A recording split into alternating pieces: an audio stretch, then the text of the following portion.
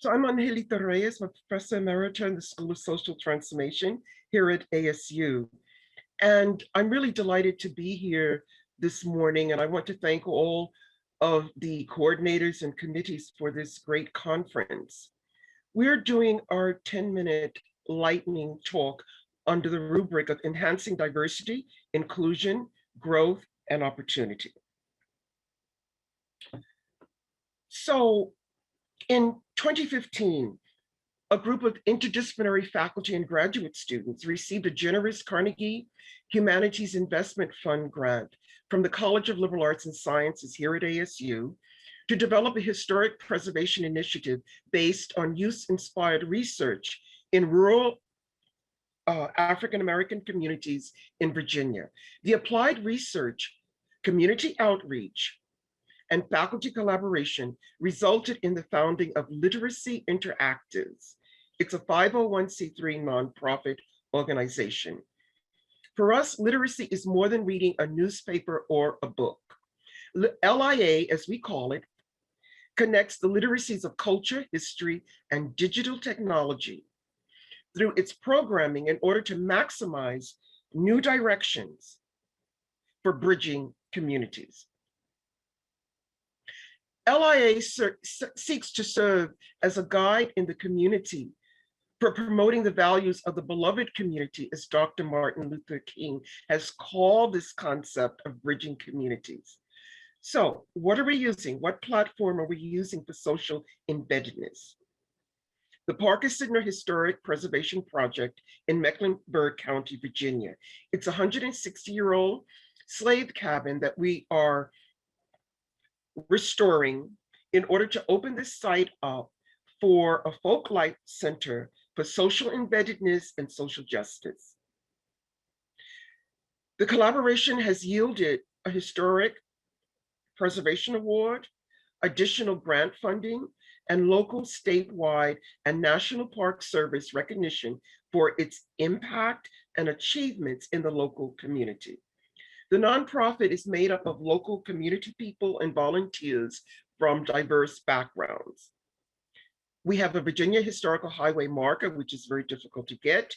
And the site individualizes this idea of African-American resources, statewide significance, documents, and facts that can bring communities together. Confirming the site's community involvement for the prestigious marker, the Virginia Department of Historic Resources is also collaborating with us. On November 2nd, 2020, an exciting vote took place in Mecklenburg County, the site of our collaborative initiative. As you know, Confederate monuments are a part of the national dialogue. What do we do with them?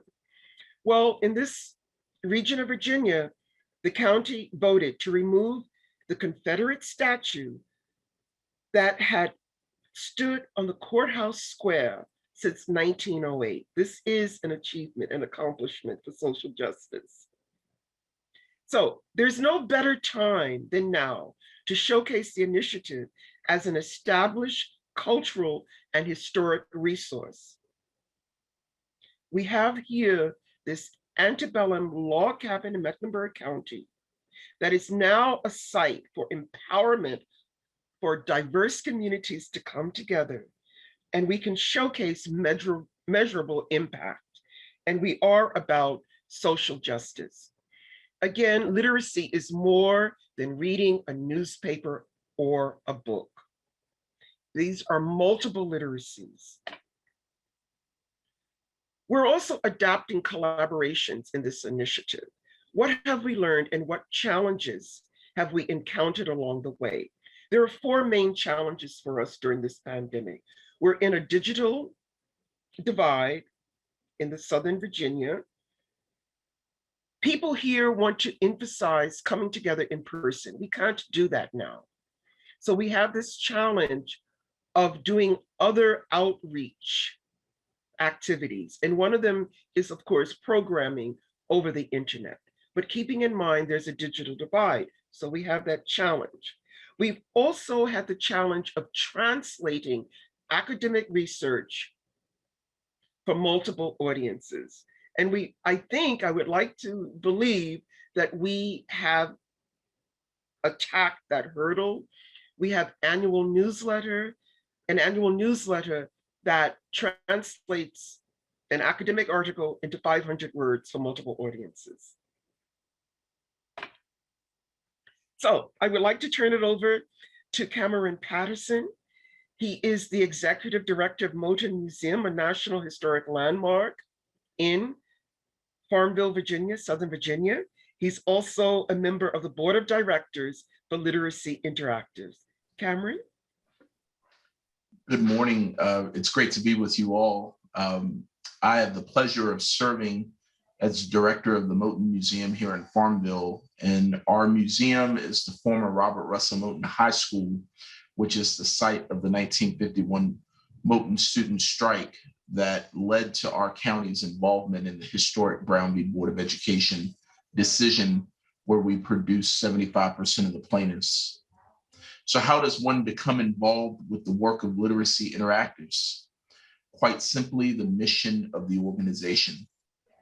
LIA is on the cutting edge of combining historic preservation, an important piece of history, with the story of Parker Sidner, along with the present day focus of meeting literacy needs in the community in a broad way. It's getting us to think broadly about the ways in which we communicate with those around us. At Moton, we utilize this notion of being community anchors, that our work must be centered around the communities in which we serve to ensure that we are meeting their needs. Literacy Interactives is on the front edge of doing this, and they are keeping that same thought in mind.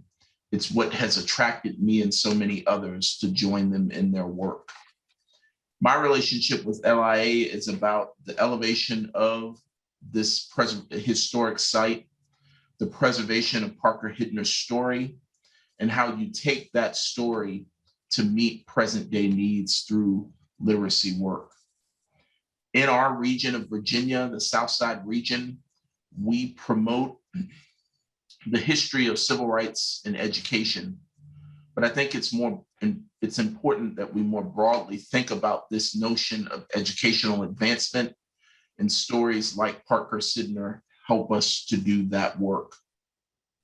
I've also chosen to become involved because I believe that in our next phase of development, we will be thinking about how we can utilize that site, how we can combine the digital elements of what we have now begun to do through our work, in recognition that we have a powerful story to tell. Thank you. Thank you, Cameron. Thank you, everybody.